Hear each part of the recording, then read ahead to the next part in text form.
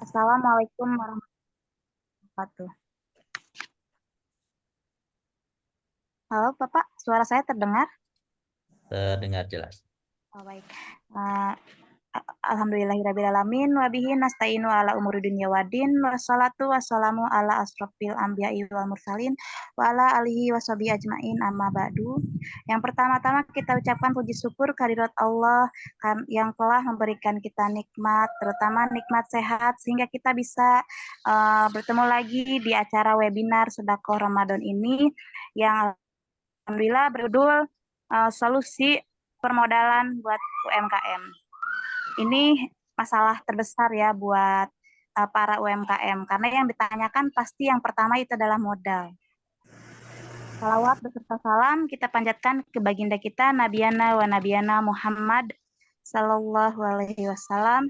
Yang terhormat Coach Adi Sumarna, yang terhormat Coach Muhammad Robi Brata Wijaya yang alhamdulillah sudah hadir di tengah-tengah kita. Yang terhormat Bapak Ibu Natulen semua yang tidak bisa saya sebutkan satu persatu. Terima kasih kepada semua yang telah ikut hadir dan bahkan sampai setiap hari ikut ya. Terima kasih saya ucapkan. Yang selanjutnya seperti biasa sebelum dimulai saya bacakan susunan acaranya terlebih dahulu. Yang pertama pembukaan, yang kedua sambutan, sekaligus pemaparan acara inti, dan yang ketiga ada sesi tanya jawab. Nah, bagi Bapak ataupun Ibu yang mau bertanya bisa langsung di pas waktu tanya jawab nanti. Yang terakhir penutup. Baik, pertama saya kenalkan dulu ke narasumber saya, narasumber kita sekarang yang alhamdulillah sudah hadir. Sedikit, yaitu seorang entrepreneur, pengusaha hebat ya, yaitu Coach Muhammad Robi Brata Wijaya, kelahiran dari Cimahi ya Pak? Ya, Cimahi. Halo Bapak, gimana kabarnya Pak? Alhamdulillah. Masih semangat ya Pak? Mungkin ada teman-teman yang lainnya yang kebetulan dari Cimahi? Ya, di Bandung, sampai di Bandung. Iya. Baik, saya sudah nggak sabar Pak terkait judulnya ini kan solusi permodalan UMKM. Begitupun mungkin bagi ibu-ibu dan bapak-bapak yang hadir semua ingin um, mendengarkan solusi bagaimana solusi permodalan UMKM ini. Baik, langsung aja ya Pak. Untuk waktu pemaparannya saya persilahkan pada Bapak. Baik, terima kasih moderator. Assalamualaikum warahmatullahi wabarakatuh. Waalaikumsalam warahmatullahi wabarakatuh. Bulan maghrib. Orang puasa yang paling tunggu adalah beduk adzan maghrib ya. Iya benar. Jadi semuanya terima kasih atas kesempatannya diberikan waktu untuk hari ini tanggal 31 kita sedekah Ramadan ya terkait pembinaan terhadap UMKM yang ada di seluruh Indonesia, terutama di Provinsi Jawa Barat dan yang lainnya. Terima kasih Bapak Ibu, mohon maaf ada trouble ya, laptopnya memang tadi memang bisa ya, karena tadi hujan besar agak loading, jadi mungkin saya juga belum share kepada moderator, jadi nanti mungkin masih proses ini ya, mudah-mudahan sih bisa kirim. Tapi Bapak Ibu semua terkait solusi permodalan ini pasti apa yang dialami UMKM permasalahannya salah satunya permodalan ya Bapak Ibu. Mungkin tapi kalau ditanya apa sih masalah utama UMKM pasti jawabnya nggak jauh dari permodalan. Iya. Ini kan semua para salah satunya di sini kan banyak juga tidak hanya para pendamping atau trainer, tapi kan para pelaku usaha juga. Jadi memang mayoritas menjawab permasalahan dan permodalan.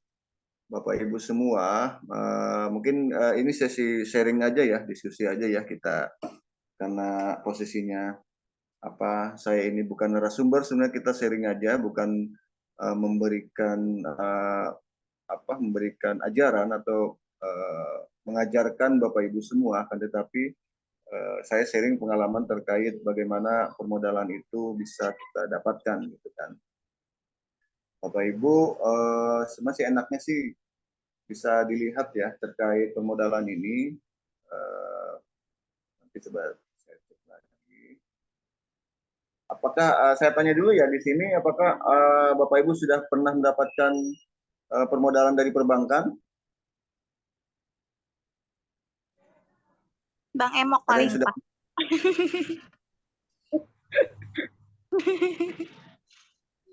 Bang Emok pisan.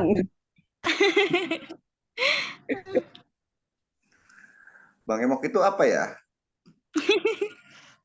Bang itu kayak muamalah yang kayak para perkumpulan ibu-ibu itu, Pak. Oh ya, kayak Mas ada PNM, nggak, Pak? salah ya, Bang Emok itu PNM ya. Iya. Ya betul. Bang Emok gak resmi itu, Bang Emok gak resmi. Jadi emang masyarakat menyebutnya itu Bang Emok ya. Iya, karena duduk beremok gitu loh, sila gitu loh. Sila emok. Kita pernah itu ikut emok ya dengan teman-teman UMKM itu, waktu itu memang bukan PMM tapi program Kopsyah ya, Kopsyah Koperasi Syariah waktu itu.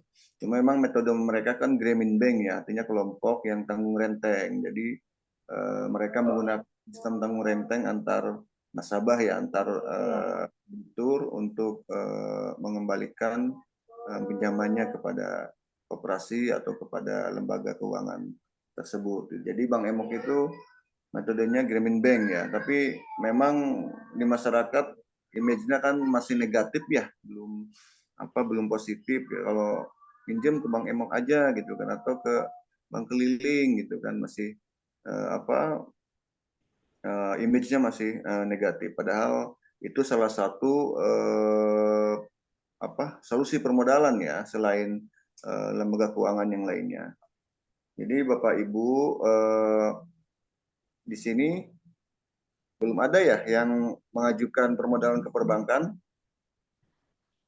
Belum. Apakah sudah ada? Belum. Perbankan belum ada ya. Jadi Bapak Ibu, kenapa saya bikin tema ini, karena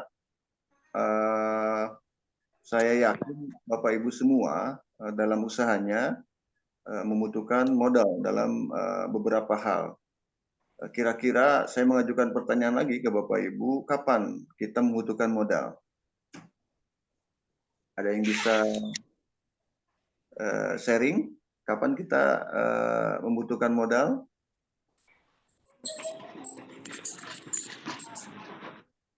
Halo? Mungkin saat mau mengembangkan usaha ya.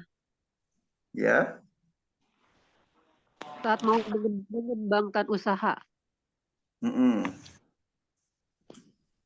Ayo, siapa lagi? Bapak Ibu? Mau buka cabang baru. Kapan kita membutuhkan permodalan? Saat mau naikin kapasitas usaha. Ya. Tuh. Terus apa lagi? Di saat mendapatkan orderan yang banyak. Nah. Ada lagi? Saat order melimpah, mana? Ya, tuh. Terus ada lagi? Pemasaran menurun. Pemasaran menurun. Jadi kalau pemasaran menurun, jadi apa? 16 modalnya ya. Jadi kita butuh modal berapa kali? Iya. Kalau menurun berarti solusinya apa? Kalau menurun berarti pemasarannya harus lebih ini lagi ya, lebih sering lagi ya. Jadi Bapak Ibu harus saya sampaikan bahwa kawan kita bukan hal Berarti apa? ya membuka Berarti cabang apa? baru ya. Pembelian menurun. Jadi, Ya, baik.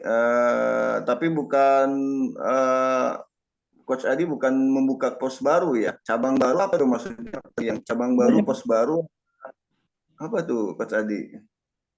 Cabang baru. Maksudnya apa nih? Iya, maksudnya cabang baru itu apa ya? Cabang usaha baru Cabang apa cabang usaha yang baru. lain gitu maksudnya?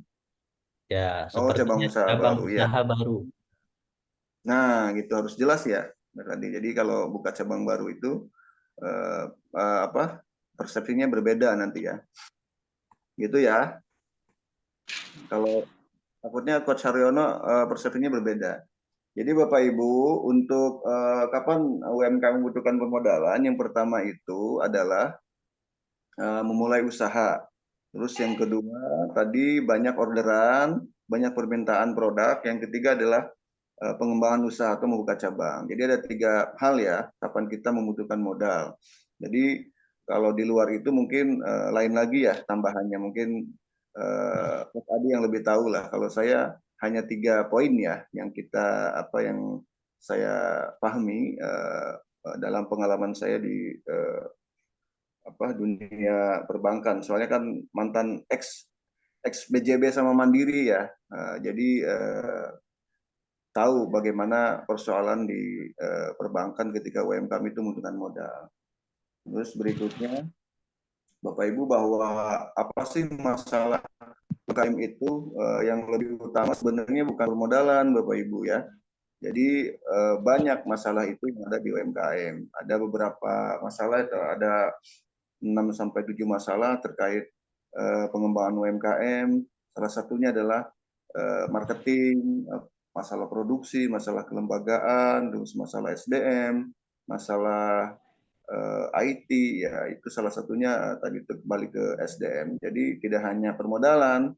Kalau jadi permodalan itu hanya sebagian dari masalah-masalah yang dialami oleh UMKM. Pasti saya yakin termasuk saya di di usaha masing-masing, di usaha jasa konsultan, usaha yang lainnya sama, persoalannya sama gitu kan, tidak hanya bicara modal. Modal akan mengikuti ketika kita usahanya berjalan gitu kan. Akan tetapi kita kembali lagi bahwa Bapak Ibu, saya yakin di sini usahanya rata-rata apa ya?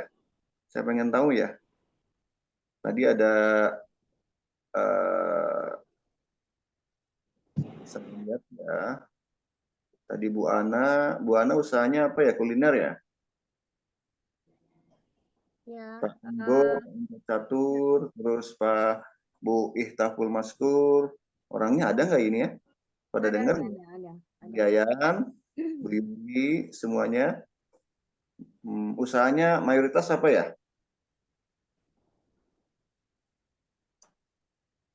Ya, halo. Ya, Halo, cek ya. iya. Kalau saya di bidang ini Pak, aksesoris dan craft dan juga ada kuliner Pak. Kuliner di eh, kita membantu para teman-teman UMKM juga.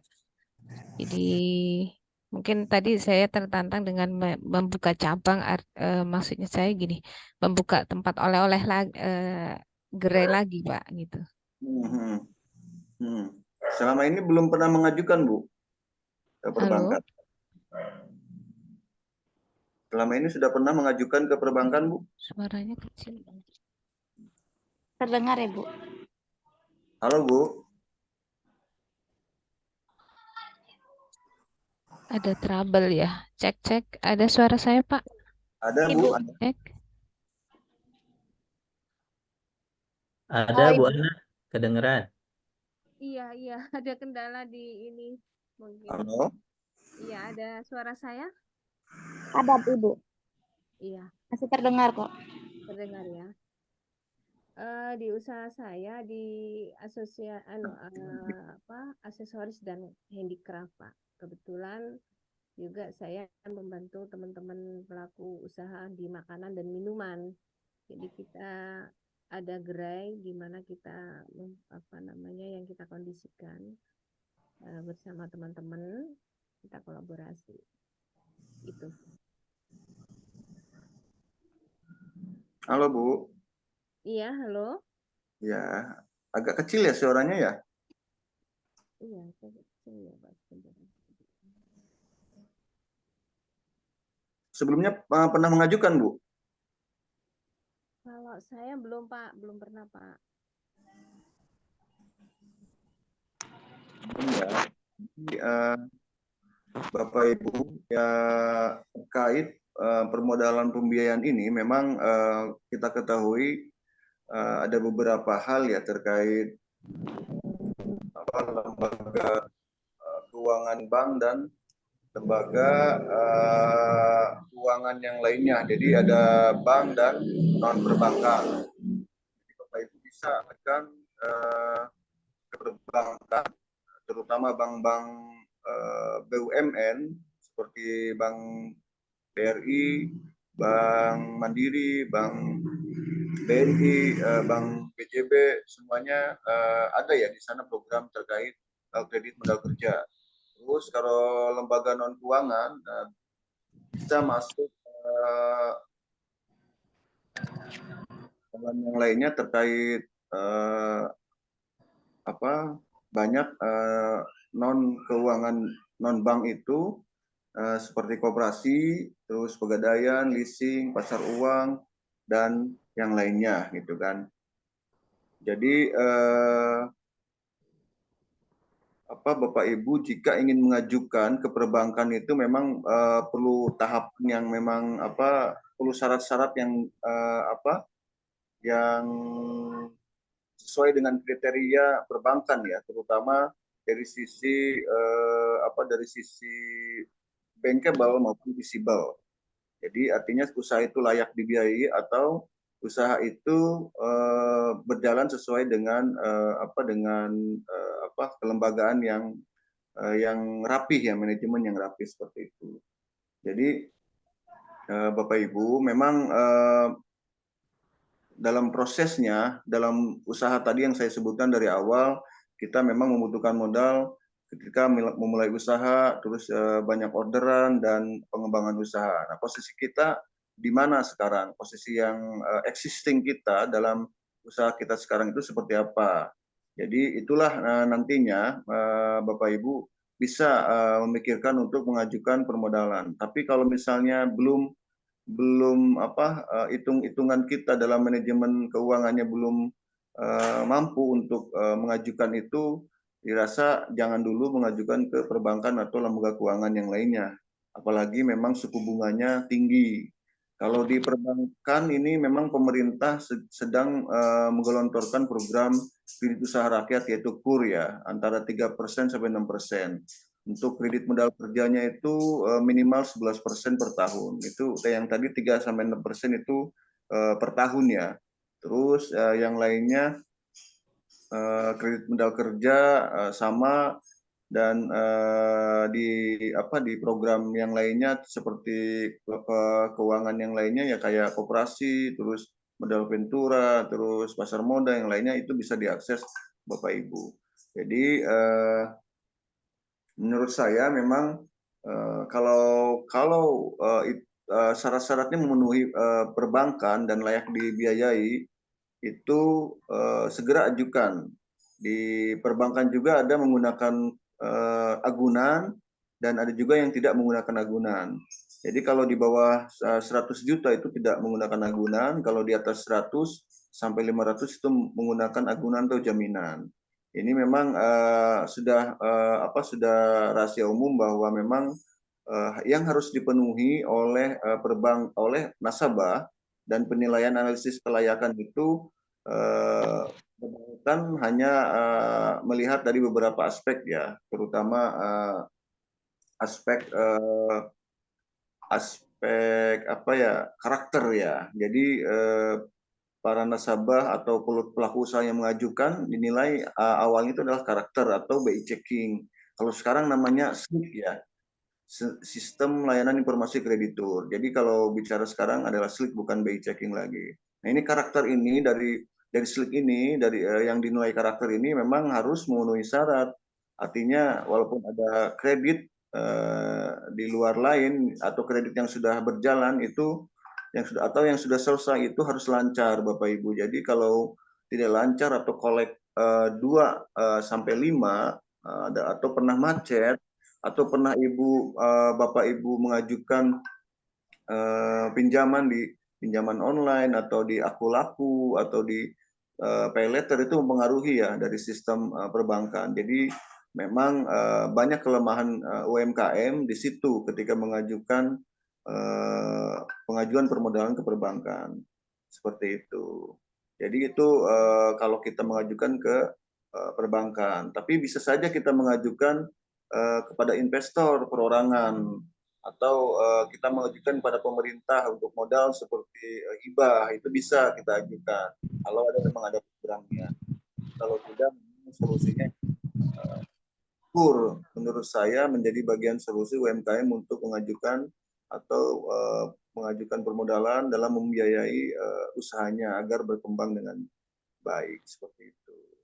Jadi pengalaman saya Bapak Ibu memang di fokus pendampingan saya sebagai konsultan ini fokus di beberapa core bisnisnya itu di pendampingan pembiayaan Bapak Ibu. Jadi memang kita sudah kerjasama dengan perbankan.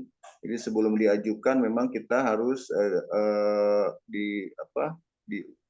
diberikan di screening dulu oleh lembaga kami agar bisa masuk ke perbankan. Jadi memang gampang-gampang mudah ya, banyak pelaku usaha yang bagus akan tetapi ada pinjaman di Aku-Laku atau pay letter yang kecil dan macet itu mempengaruhi Bapak Ibu. Jangan sampai seperti itu kalau memang ingin mengajukan ke perbankan karena sistem SLIK dari Bank Indonesia itu tidak bisa dari OJK itu tidak bisa dihapus karena itu sistem ya kalau nggak salah seumur hidup ya kecuali kita ada permintaan untuk ditutup. Jadi gitu Bapak Ibu ya, pengalaman saya untuk mendampingi berbagai UKM dalam mengajukan permodalan. Tadi itu memang solusi lainnya adalah kita akses di luar perbankan yaitu menggunakan hibah tadi itu ya, bisa kita mengajukan atau kita menggunakan investor dari teman-teman yang memiliki kelebihan uang, bisa itu dengan mengajukan ke CSR juga bisa, program PKBL dari berbagai BUMN bisa kita ajukan. Memang ada programnya, terutama BUMN Pertamina itu ada programnya. Nggak tahu kalau untuk tahun ini, tapi CSR lain juga masih bisa kita akses, terutama Telkom misalnya kan yang lainnya itu bisa kita akses. Yang penting usaha kita visible ya, layak dibiayai secara aturan main yang dilakukan dalam. Itu Bapak Ibu yang saya sampaikan sebenarnya kalau pembiayaan ini ya nggak jauh dari perbankan ya. Kalau kita pinjam ke personal memang agak susah ya. Memang ada paguyuban misalnya kan saling mensupport permodalan itu bisa, tapi kalau mungkin ke personal, mungkin ke investor kita memang harus melakukan presentasi atau menggunakan company profile yang bagus, yang layak sehingga investor itu tertarik untuk memodali usaha kita. Mungkin itu dari saya, Ibu Moderator. Kita banyak diskusi aja ya supaya lebih diperdalam lagi, dipertajam lagi untuk kasus di lapangan gitu ya, seperti apa. Mungkin itu, terima kasih dari saya. Assalamualaikum warahmatullahi wabarakatuh. Waalaikumsalam warahmatullahi wabarakatuh. Baik, terima kasih Coach Obi atas pemaparannya. Jadi sejauh yang saya simak terkait permodalan itu solusi utamanya ya adalah pinjaman dari bank seperti BRI, Mandiri, BNI, BCA, dan bank-bank lainnya, dan juga bisa menggunakan bank non-formal seperti yang tadi disebutkan itu bank yang kita ketahui, Bank Emok ya, Pegadaian dan lain-lain gitu ya Pak. Ya. Sebenarnya yang saya ketahui terkait Bank Emok itu sebenarnya sangat membantu. Selain syarat-syaratnya yang kayak mudah, cuman KK atau KTP sama tanda tangan dari izin dari keluarga, itu udah bisa cair. Cuman kadang di masyarakat itu kurang diterimanya karena mereka itu kadang salah salah apa ya? Salah menggunakan apa? Salah mengartikannya. Kadang dari kita pinjam buat satu modal ini dari satu tempat, malah mereka sebagai UMKM tuh bukan minjem dari satu tempat doang, satu bank doang, melainkan dari beberapa bank lainnya. Yang ada pada akhirnya mereka bingung buat bayar, entah ke bank ini, dari pinjaman ini dipakai buat bank ini, dari pinjaman ini dipakai buat bank ini. Banyakan yang saya ketahui di masyarakat dan di UMKM itu seperti itu ya Pak. Ya, Sejujurnya memang sangat membantu kalau kita bisa menggunakannya dengan baik gitu ya Pak. ya, dengan sesuai kebutuhan ya, bukan untuk konsumtif ya. Ya, sesuai kebutuhan modal yang kita inginkan. Kalau sesuai keinginan mungkin akan lebih sulit ya Pak ya. Akan lebih apa ya, kalau soal keinginan, kalau keinginan kita tuh nggak bakal ada batasnya gitu ya. Betul. Baik. Terima kasih. Untuk selanjutnya saya ingatkan dulu buat Bapak Ibu untuk mengisi absensi dulu ya, yang nanti bakal dikirim di kolom chat sambil kita sesi tanya jawab. Untuk Bapak Ibu yang mau bertanya terkait materi ini, ataupun kita sistem diskusi ya, apapun pertanyaannya, selagi kita Bapak narasumber bisa jawab ataupun kita bisa jawab, insya Allah kita jawab. Kalaupun enggak, kita bisa jadiin PR buat ke depannya. Silahkan Bapak Ibu yang mau bertanya bisa di open mic atau enggak ditulis di kolom chat.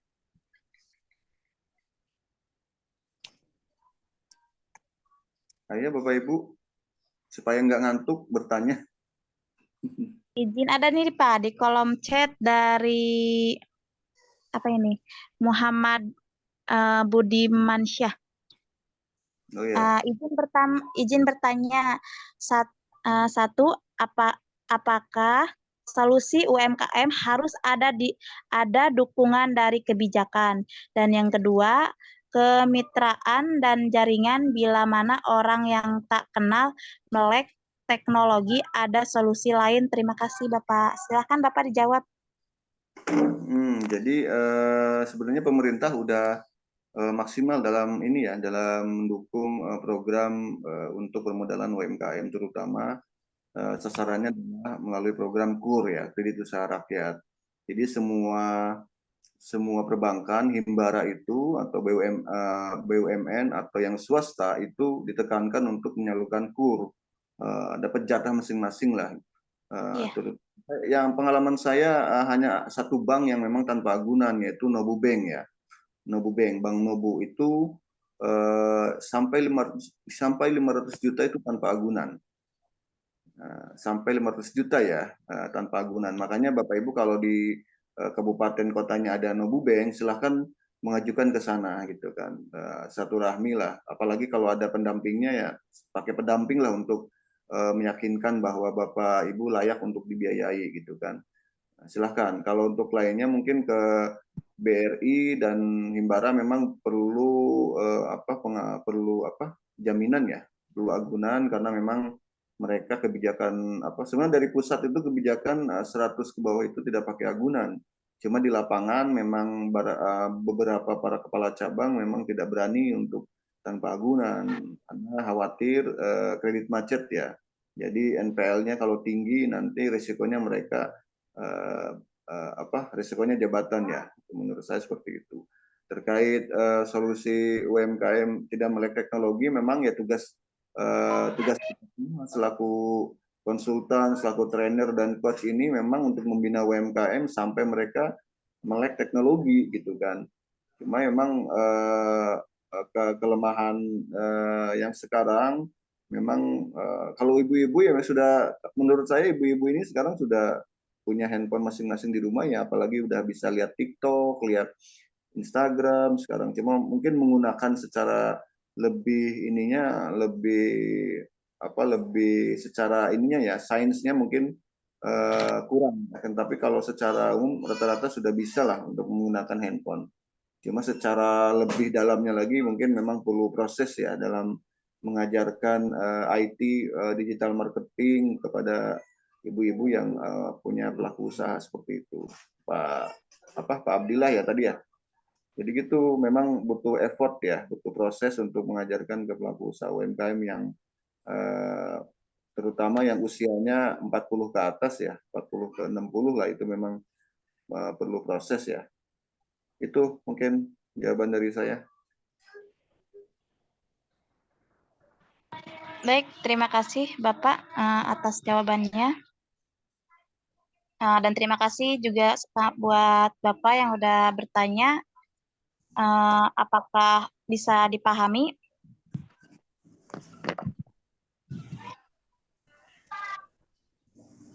Baik, kita lanjut ke pertanyaan berikutnya. Buat Ibu, Bapak, ada yang mau ditanyakan? Silakan. Saya boleh. Ya, Bapak Ibu. Silakan. Saya sharing pengalaman aja ya. Bu Yayan, ya silakan Bu Yayan. Coach Obi, saya kan juga punya pendamping UKM ya, para pelaku usaha kecil menengah itu kebanyakan rata-rata ibu-ibu. Ya. Nah, beberapa waktu lalu juga waktu saya sama lembaga saya waktu itu kebetulan perkumpulan untuk peningkatan usaha kecil membuka ngadain pelatihan untuk mengakses perbankan gitu kan. Kami datangkan waktu itu dari BRI, BSI, BNI ya. Nah, tapi kebetulan respon dari para pelaku usaha kecil yang memang kebetulan dampingan kami itu kayak kurang respon ya, karena yaitu pertama ada beberapa ibu-ibu atau mungkin ya hampir semua lah ya pelaku usaha kecil dampingan kami itu agak riskan sama yang namanya bunga ya kan. Mereka mungkin saat ini sudah lebih condong ke kesariah ya, walaupun pada saat kesariah pun mereka juga termasuk yang kalau bisa membatasi diri gitu loh untuk mengakses lembaga keuangan resmi gitu ya, kayak perbankan gitu, karena perhitungannya ternyata kalau kata salah satu UKM saya itu sama aja Bu, kata yang syariah juga. Nah, oleh karena itu mereka termasuk yang kurang respon lah untuk mengakses ke lembaga perbankan itu.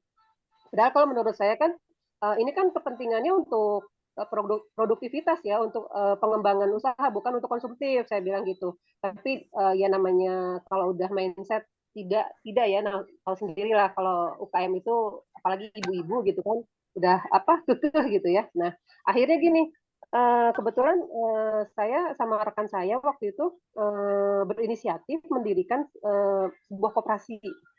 Jadi anggotanya adalah UKM kami, dampingan kami gitu. Dan sekarang memang koperasi itu sudah berjalan hampir 1 tahun, tapi memang belum resmi karena memang secara keanggotaan masih di bawah 20 orang. Walaupun sebetulnya kalau dari peraturan Undang-Undang Cipta Karya 9 orang sudah bisa ya mendirikan koperasi, tapi kita mau pakai undang-undang lama aja di mana anggotanya minimal 20 orang untuk mendirikan koperasi.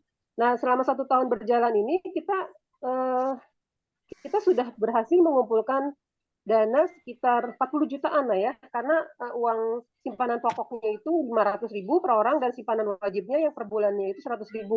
Dan karena ini kita UKM dampingan ini konsisten dan komitmen, mereka menabung dan akhirnya kami bisa menyalurkan simpanan modal yang kami kumpulkan itu kepada para pelaku usaha kecil dampingan kami ini yang notabene adalah anggota koperasi kami ini untuk memberikan untuk kebutuhan mereka membeli peralatan atau memodali mereka di modal kerja. Kalau misalnya mereka butuh bahan baku tapi mereka kebetulan lagi nggak pegang uang.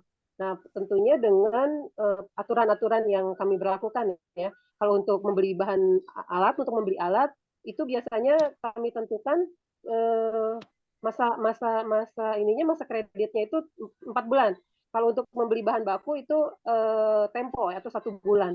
Dan untuk pagu pinjamannya itu 2 kali simpanan pokok dan wajib yang dimiliki oleh anggota itu. Dan itu sudah berjalan sih sampai sekarang. Jadi menurut saya Teh Imas ya, Teh Imas ya, ini ya, apa namanya moderatornya ya? Ya. Itu Bukan sih? masih Oh, Teh Ito. Kalau menurut saya Teh Ito ini masukan aja untuk supaya kita masyarakat kita tuh kalau bisa dibatasi aja ya dengan bank emok dan bank keliling. Karena kalau bank emok dan bank keliling itu kebanyakan kan yang diakses ibu-ibu rumah tangga ya, dan saya yakin itu bukan para pelaku usaha kecil. Jadi makanya mereka banyak yang terjerat itu, yaitu karena mudahnya itu gitu ya, mudahnya itu. Nah, sementara tahu sendiri masyarakat kita seperti apalah gitu kan, kalau yang namanya dikasih pinjam tuh pasti ya gercep gitu. Nah, giliran bayarnya apa namanya tahu sendiri ya, kemampuan perekonomian kita sebetulnya tidak belum mencapai untuk apa mendapatkan pinjaman itu, tapi ya itulah kalau bank emok dan bank keliling itu memberikan persyaratan terlalu mudah gitu. Lebih baik kalau misalnya memang di masyarakat Mbak Itoh itu di sana memang banyak yang memiliki kebutuhan terkait uang, dibikinkan atau dibangunkan koperasi aja Mbak Itoh, suruh nabung dulu gitu. Nah, nanti dapat uangnya dari apa minjem uangnya dari tabungan kita sendiri gitu. Nah, itu Mas Obi itu loh. Jadi saya tuh mikirnya gini, kenapa sih sebetulnya kan ini program kredit program pemodalan itu kan dari pemerintah, cuman kok pas pada saat masuk ke perbankan ya tetap menurut saya ya itu kayak dipersulit juga untuk dari sisi persyaratan. Contohnya tadi ya harus ada agunan lah, kecuali Bang Nobo tadi ya. Sementara kalau UKM kita apa coba apa agunan apa coba yang mereka punya gitu ya kan? Kan nggak mungkin juga mereka mau menggadaikan surat tanahnya gitu ya kan? Nah, saya nggak tahu deh itu apakah kita bisa ya sebagai seorang apa ya sebagai yang memiliki komunitas lah kita melakukan advokasi lah gitu ke pemerintah gitu loh untuk maksudnya ya kalau misalnya kredit itu untuk usaha kecil ya dipermudah gitu nggak usah ada apa namanya nggak usah ada agunan-agunan segala. Kalau misalnya ada agunan ya nggak dipersulit lah gitu. Tapi memang ya memang satu apa istilah alasannya itu ya khawatir masalah resiko ya, karena tahu sendiri masyarakat kita kalau misalnya nggak ada agunan rasa tanggung jawabnya masih kurang ya, mindsetnya masih kurang kalau untuk membayar hutang itu gitu. Nah mungkin itu sih apa ya namanya cerita ya, hanya cerita, tapi mungkin kita juga harus perlu memikirkan ini terkait apa beratnya UKM kita untuk mengakses lembaga perbankan. Ya itu jarang banget lah istilahnya pelaku usaha kecil yang bisa mengakses lembaga perbankan kita. Gitu. Ya gimana ya kira-kira supaya UKM kita juga bisa mampu mengakses ke sana, ya tentunya memang harus dibimbing sama kita ya sebagai pendamping ya. Cuman memang ya itu dari sisi perbankannya itu kira-kira bagaimana ya Mas Obi, dan mereka juga nggak jahat-jahat banget sih sama pelaku usaha kecil gitu ya, mau dipermudah sedikit apa di sisi peraturannya atau di sisi persyaratannya gitu. Itu aja sih mungkin. Terima kasih. Ibu tinggal di mana? Kenapa? Baik Ibu, terima kasih buat masukannya Ibu. Tinggal di mana? Saya di Bogor. Oh di Bogor. Di Kota Bogor. Tinggalnya sih di Kota Bogor, tapi dampingan saya kebanyakan di Kabupaten Bogor ya. Oh iya iya iya.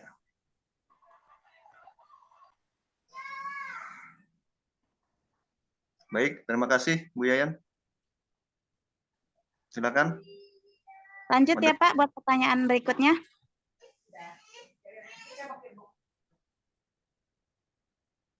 Halo Bapak, suara saya terdengar? Ya. Ya, kita lanjut ke pertanyaan berikutnya ya Pak. Boleh. Dan saya ucapkan terima kasih sama Bu Yayan atas segala masukannya. Yang Masya Allah ya. Luar biasa. Semangat sekali ya. Kita lanjut ke pertanyaan Oya Kiting. Coach mau nanya antara permodalan dari Brajas dan dari perbankan perbedaannya di mana ya? Di mana ya Coach? Apa itu? Brajas. Brajas. Baznas apa itu?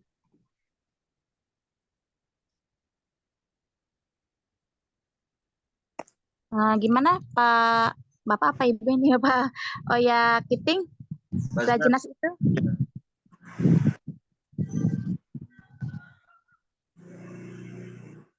Barjas apa Bajnas ini? Baznas kayaknya itu ya. Iya. Oke, dijawab langsung apa gimana? Langsung aja Bapak. Nah, baik, untuk yang pertama Bu Yayan ya, sebenarnya Bu Yayan udah tahu solusinya sebenarnya ya, terkait bagaimana apa UMKM itu mendapatkan permodalan ya selain dari perbankan. Jadi Bu Yayan seperti ini, bukannya perbankan itu mempersulit ya. Kalau memang dia layak dibiayai ya sesuai dengan kriterianya, memang seperti itu prosedurnya. Cuma memang tadi itu saya kembali, syarat utama itu memang usahanya layak dan yang penting slip-nya ya, BI checking atau slip-nya itu lolos ya. Setelah lolos BI checking aja kita ke sana gampang polanya gitu kan. Yang penting karena ini punya lembaga ya MOU aja dengan perbankan, karena punya pembinaan MOU saja dengan perbankan melakukan kerjasama gitu kan untuk untuk pengembangan usaha dan hanya permodalannya. Jadi perbankan juga punya program pembinaan juga. Jadi tidak hanya dari sisi permodalan, jadi mereka juga punya program ya seperti BRI dia punya program digital juga kan, ada rumah BUMN ya itu bisa dimasukkan ke sana kalau sudah memang udah layak, misalnya usahanya berkembang baru dibiayai gitu kan, dibiayai oleh perbankan itu sendiri gitu kan. Menurut saya solusinya pertama kalau memang prosesnya dipersulit, komunitas ibu melakukan PKS aja atau MOU dengan perbankan yang memang menurut ibu sesuai dengan harapan UMKM di bawah. Atau kalau memang tidak mau ke BRI karena ada bunga atau larikan aja ke Bank Syariah Indonesia ya BSI ya, dengan dengan sistem bagi hasil atau mudharabah seperti itu. Jadi lebih safety ya dalam sisi syariah ya mungkin seperti itu. Jadi kalau memang di wilayahnya memang fanatik terhadap hukum syariah ya solusinya ke bank syariah aja gitu. Jadi bukan ke bank konvensional, ke BUMN walaupun memang suku bunganya rendah gitu kan 3-6% per tahun. Kalau untuk UMKM itu layak lah, cocok lah untuk pengembangan usaha. Tapi kalau untuk memang di BSI juga ada KUR, di BSI ada KUR sama saja, cuma beda akad aja gitu kan terkait mekanisme di syariahnya. Kalau untuk itu yang disampaikan terkait kooperasi, kooperasi itu sebenarnya kalau dikelola dengan baik itu lebih cocok untuk para pelaku UMKM dibandingkan dengan perbankan. Kalau perbankan kan secara individu ya. Kalau secara individu itu berarti kalau dia berkembang itu individu ya. Tapi kalau di koperasi memang berkembangnya secara bersama-sama. Karena saya pun sama mengelola koperasi gitu kan, beberapa koperasi di beberapa koperasi UKM juga seperti itu. Kalau manajemennya baik, insya Allah pengelolaan uangnya pun berputar dengan baik, apalagi menggunakan misalnya dengan sistem syariah ya. Yang tadi disampaikan oleh Ibu memang inginnya tidak suku bunga atau gunakanlah sistem syariah. Terus kalau memang belum ada legalnya ya segera dilegalkan kooperasinya, jangan sampai mengelola keuangan tapi legalitasnya belum ada, itu nggak boleh Bu. Jadi khawatir ada masalah dan karena dianggapnya ilegal lah kalau memang belum ada badan hukumnya misalnya. Tapi kalau memang sudah ada, setiap kabupaten kota pasti ada program Bu, program badan hukum. Kalau di saya di Provinsi Banten itu ada program badan hukum gratis ya, di provinsi itu setiap tahun ada, di Kabupaten Serang juga ada tiap tahun. Itu bisa diakses sama Ibu Yayan ke pihak terkait ya, ke pemerintah sama pemerintah kabupaten atau provinsi untuk mendapatkan program badan hukum seperti itu. Jadi sudah bagus Bu untuk solusi permodalan ya di wilayah Kota Bogor atau Kabupaten Bogor, karena memang yang cocok itu di Indonesia itu adalah ekonomi kerakyatan, yaitu koperasi ya. Kalau sebenarnya untuk keperbankan adalah kapitalis ya. Artinya memberikan material kepada hanya individu perorangan untuk menjadi sejahtera kan. Tapi kalau koperasi semuanya mendapatkan keuntungan dari usaha yang dijalankan seperti itu. Ya Bu Yayan, mantap Bu Yayan. Ya, Baik, terima kasih Pak.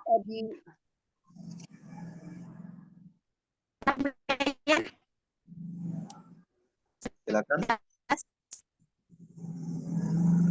Ya. Satu lagi ya. Langsung Pak bisa dilanjut ke pertanyaan yang selanjutnya, yaitu yang perbedaan antara perbankan sama bank apa ini Bajnas. Sebenarnya kalau Bajnas itu kalau nggak salah hibah ya, kalau dari atau Bajnas itu hanya mengembalikan pokoknya aja kalau nggak salah ya. Jadi Bajnas ada program permodalan itu, ada permodalan hibah dan ada permodalan hanya mengembalikan pokoknya kalau nggak salah ya. Yang saya dapat informasi di Bajnas itu seperti itu. Yang satu program hibah untuk permodalan usaha, dia dikasih uang ya, ada uang ada barang gitu kan. Jadi kalau yang perbankan itu harus dikembalikan dengan pokok dan jasanya. Terutama tadi itu kalau dari KUR 3-6%, kalau kredit modal kerja hampir 11-14% per tahun. Jadi seperti itu Pak siapa namanya tadi?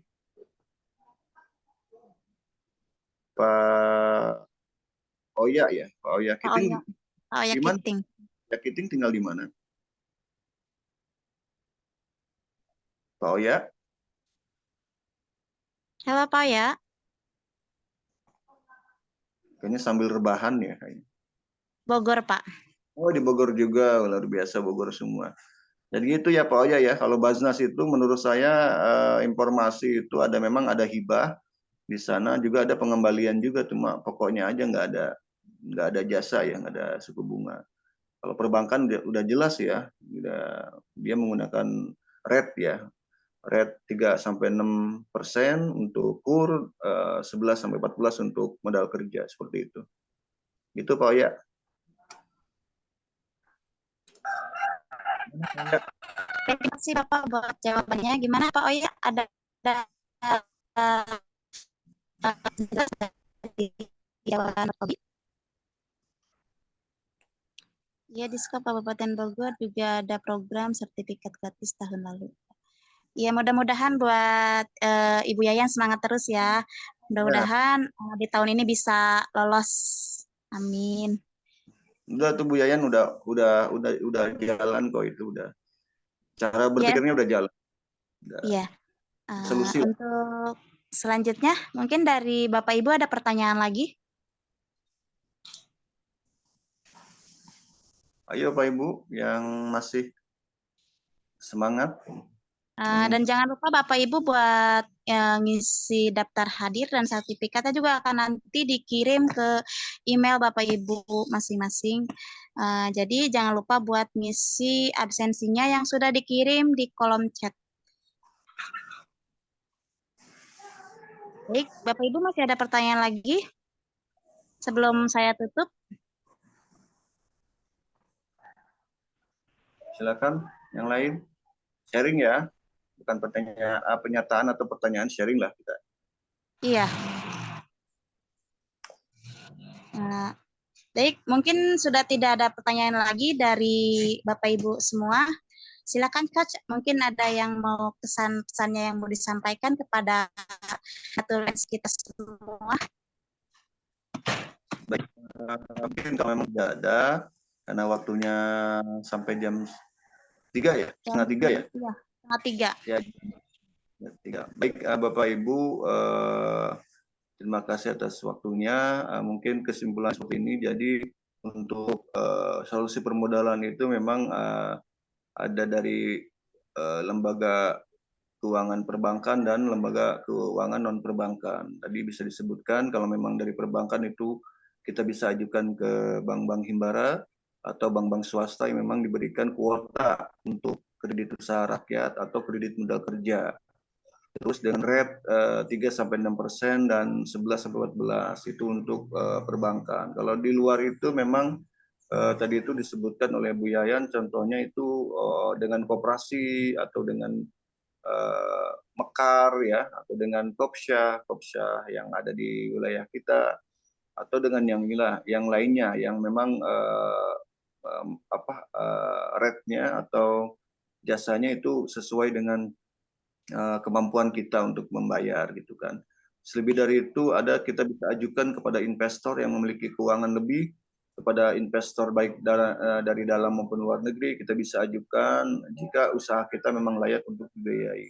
Atau kita ajukan hibah kepada pemerintah atau kepada para perusahaan yang memiliki program CSR melalui PKBL-nya atau program pembiayaan di perusahaan-perusahaan BUMN atau perusahaan swasta lainnya.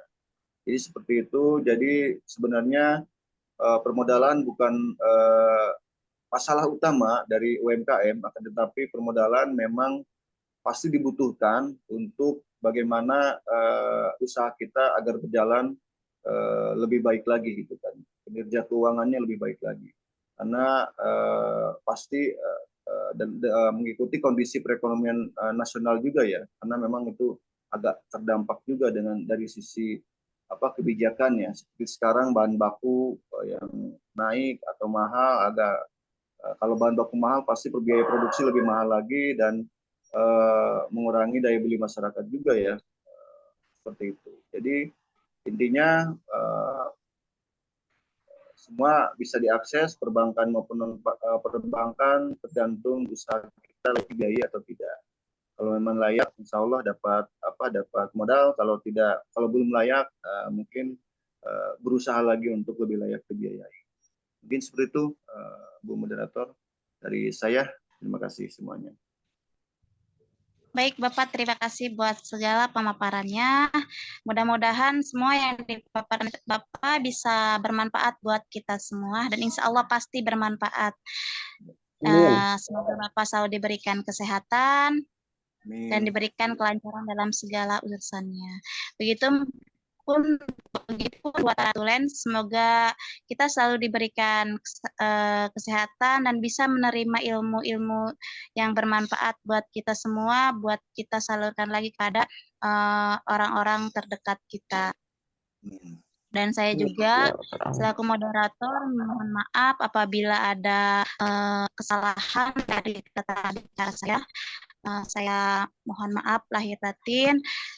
Dan semoga kita bisa bertemu lagi di webinar-webinar berikutnya, karena masih ada tiga webinar lagi, 3 materi lagi yang insya Allah pasti menarik dan bermanfaat buat kita semua. Baik, saya selaku moderator terima kasih dan mohon undur diri. Wassalamualaikum warahmatullahi wabarakatuh. Waalaikumsalam.